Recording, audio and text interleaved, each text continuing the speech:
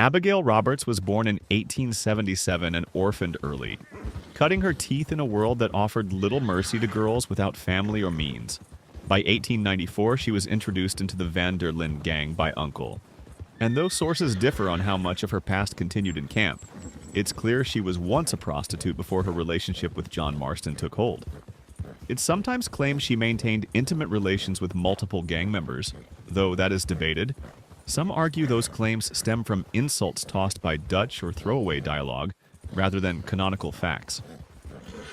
When we first really see Abigail in Red Dead Redemption 2, the gang is struggling after the botched ferry heist in Blackwater.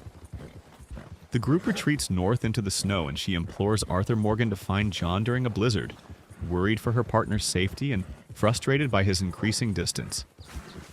Abigail often scolds John for his absence and his ambivalence toward Jack, their young son, pushing him to be more present, to care more, even when John struggles with the possibility that Jack may not truly be his. When Jack is kidnapped, first by the Braithwaites and then sold off to Angelo Bronte, Abigail's anguish is visible.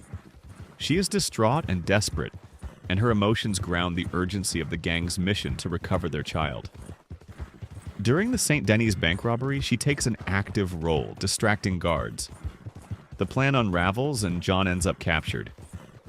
Later, Arthur and Sadie must team up to rescue her from Agent Milton. When Milton threatens them, Abigail breaks free and kills him herself, then hands Arthur the key to the gang's funds before she escapes to reunite with Jack. That moment is pivotal. It's one of few times in the game she's allowed to flex agency in violence and control, rather than being a passive figure. Her resolve shows she is more than a wounded partner. She is capable, fierce, and protective.